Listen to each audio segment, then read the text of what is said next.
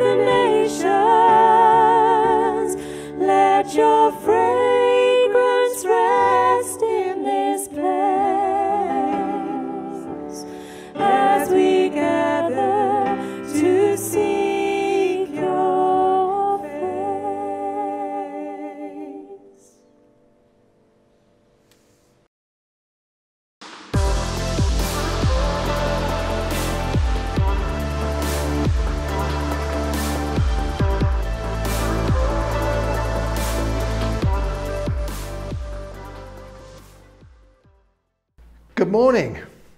How are you doing today?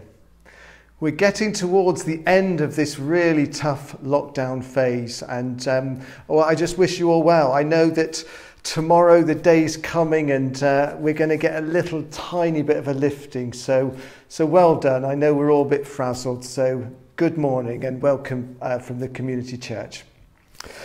Now, I've got a question. How do you feel about when you get to the end of a really good book? What sort of feelings have you got?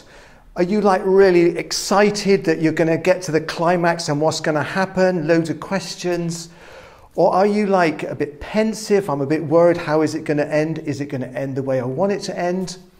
Or are you just like, I must finish this book because I've got to look after the kids, I've got stuff to do, I've got my work, I've got stuff to do. How do you feel?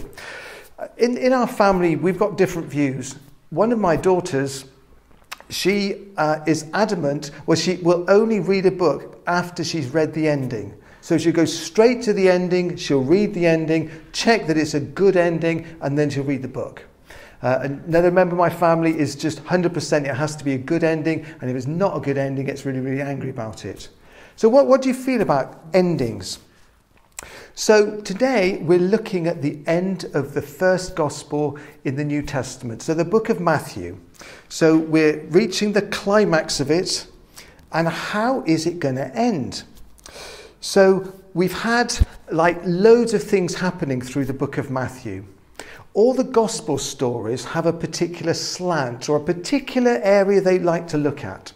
So Matthew's gospel is really a Jewish book geared for Jews. Matthew himself was a Jew. It starts with the genealogy of Abraham. So following the ideal Jew, what are they looking like? So it's all written to show to Jews that Jesus is the Messiah, he's the King, he's the Son of God. So that's his slant.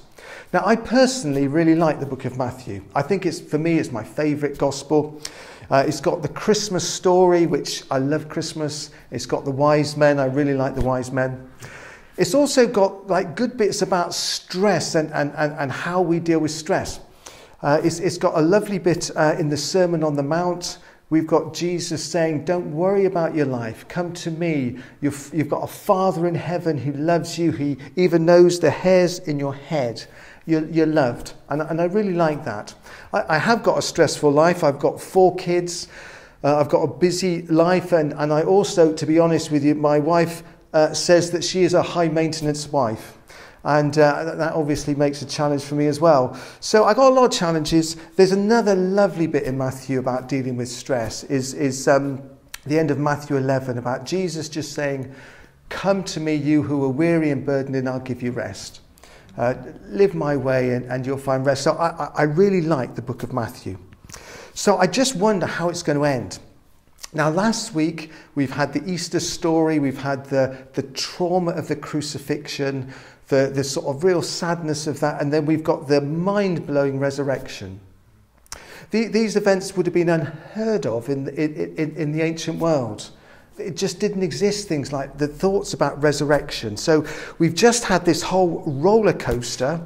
We've had this sort of slightly blasphemous Jesus claiming to be God claim, which would have been really offensive to its readers as well.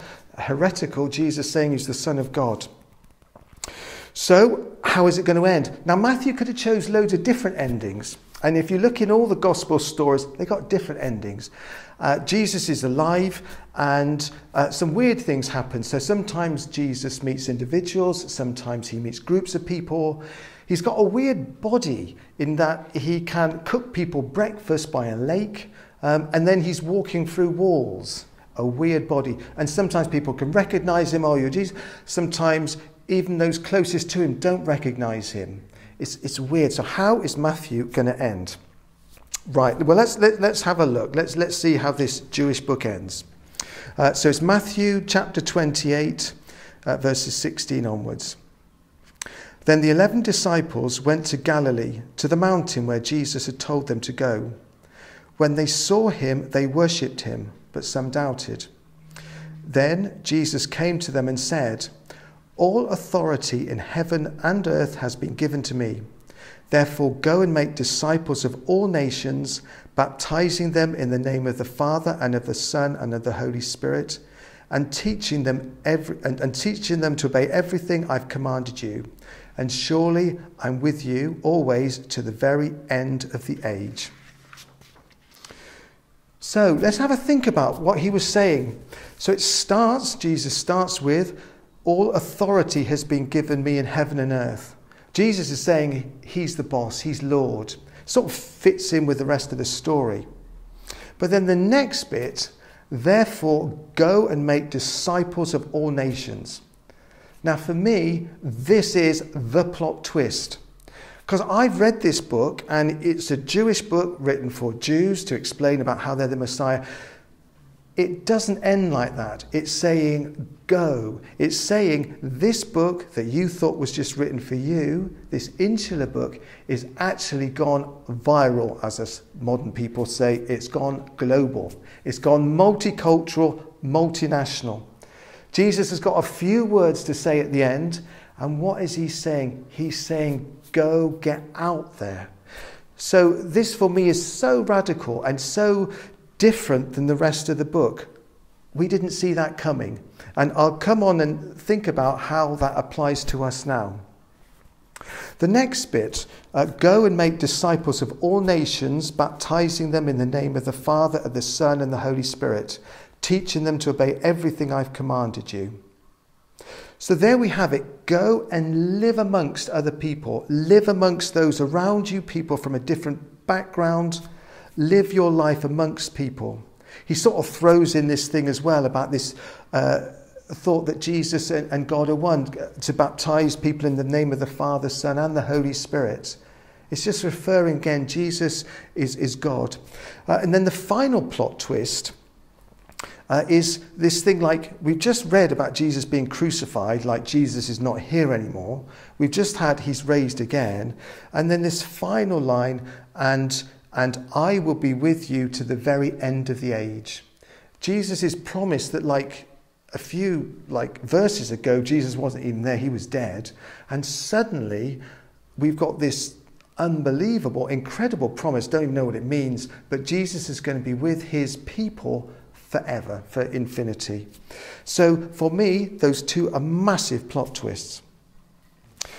Now, what do these things mean to us? We're at Bristol in the 21st century, just trying to rebuild our lives after lockdown, after being so sort of hemmed in, and we're all going a bit crazy, I know. So for me, the first bit and this plot twist of Jesus was just go into the nations, go somewhere. When we become Christians, in all of our spiritual DNA, there's this sort of push to go somewhere, to be on the move.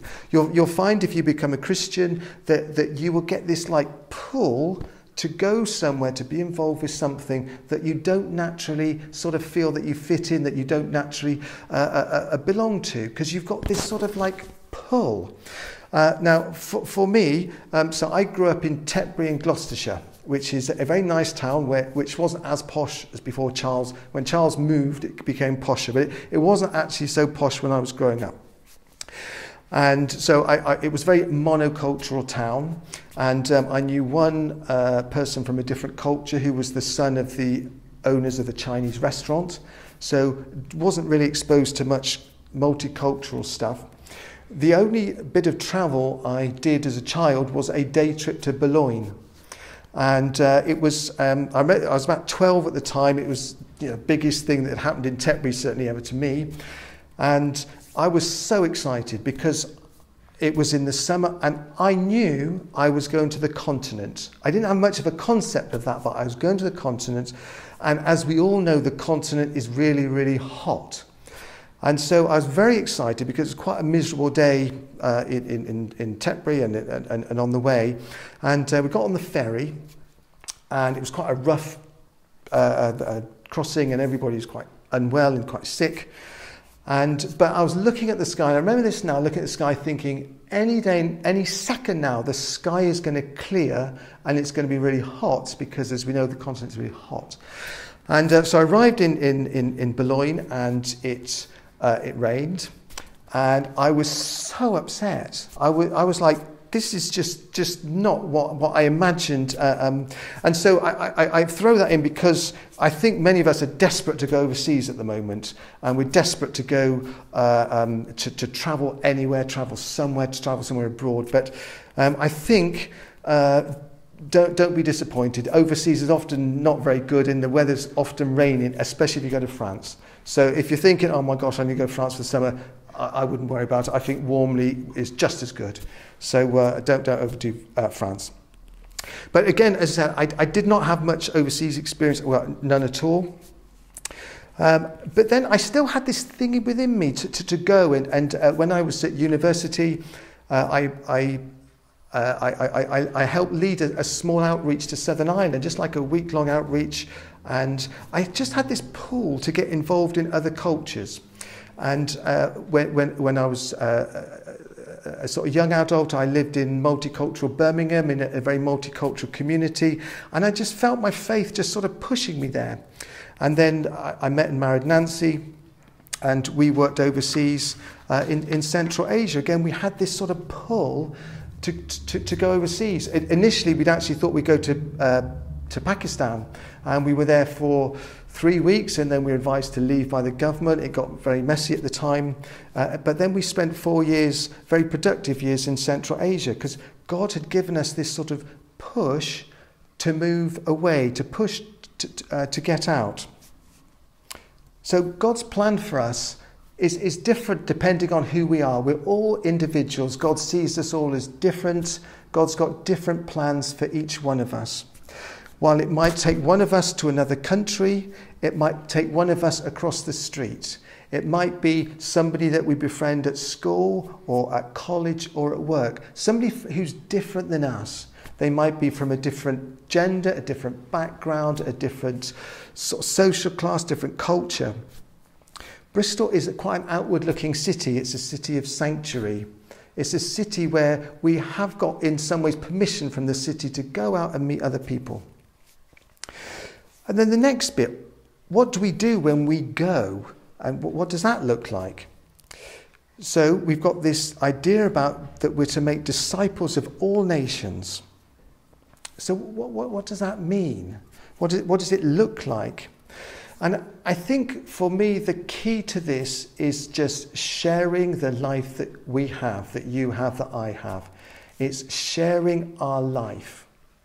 The topic of the last few weeks has all been about God's kingdom. And for this week, we're kingdom messengers. So God's bringing his kingdom in, and we are messengers, or we are people who live that life. So it's easy to get hung up and stressed out on what should I be doing? How should I? But for me, the key thing is just share what you have. Share the existence you have with your friends, your neighbours, because Jesus is living in us, and he will come out. And we might try and hide it, we might try and feel awkward, but Jesus, you will find, share our vulnerabilities, share our weaknesses, share the gifts, share the blessings that we've had, but share our lives with others. And making disciples will be different things for each of us, and with different friendships. It might be evangelism, it might be telling people about Jesus and how Jesus has affected us. It might be befriending people, it might be showing care to people, serving people. It will have loads of different ways of expressing itself.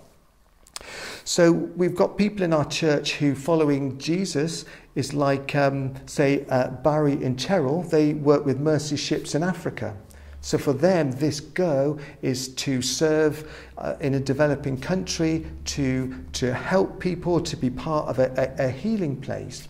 For others, like Chris and Joe Paulson, they've gone to South Africa, working with Helping Hands, with very poor communities, developing and loving and serving very, very poor communities.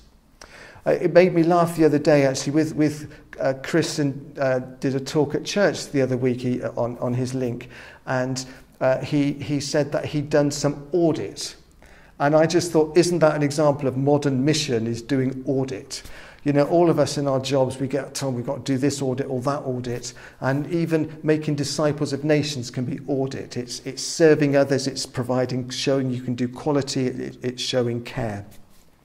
So the other week as well, Pete Mansfield mentioned that he was helping support a microfinance project overseas as well, where Christians are giving money, are supporting charities, and so this go can look really different. And so I wouldn't feel guilty about, oh, I'm not doing that, I'm not that's a much more worthwhile thing, or that's better.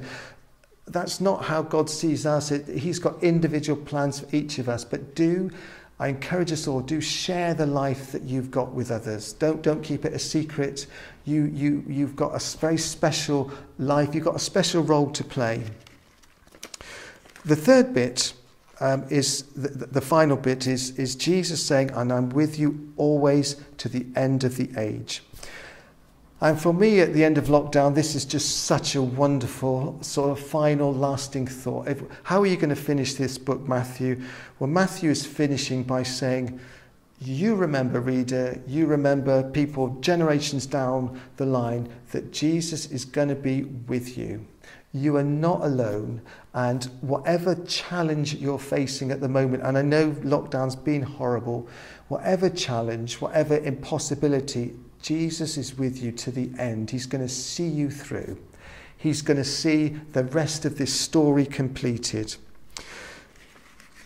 So I'll finish there, and I'll just do my tiny recap, just to finalise. So God is calling us. He's saying, just go. And I know it's a bit limited in lockdown, but is that go to a neighbour? Is it go online to be part of a Zoom something? Is it serving my next door neighbour, or is it going overseas? This will take a lifetime to work out, and each of us it will be different. The next bit, share your life with other people. Don't keep you a secret. However rubbish you feel you've messed up, we're weak people, we've got many issues we all need to work on, but there's Jesus within us, so share that with the friendships, with the people God brings you to. And then remember that Jesus is with you. He's with me 24/7 to the end of the age. So keep going and enjoy the rest of a really beautiful day in this wonderful sunshine.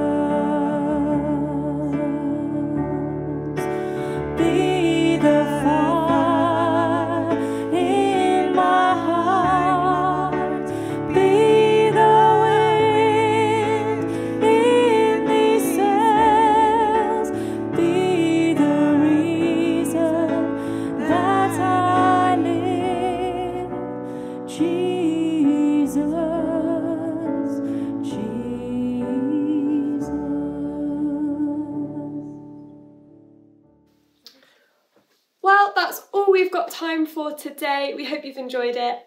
All there's left to say is just stay in touch during the week through Dave's email or from our website and our social media. And don't forget to tune in to the evening service tonight at 6:30 on YouTube and Facebook, where we will be starting our new series on what is church. So come along, it's sure to be a great time. Have an amazing week and we will see you next time. Bye!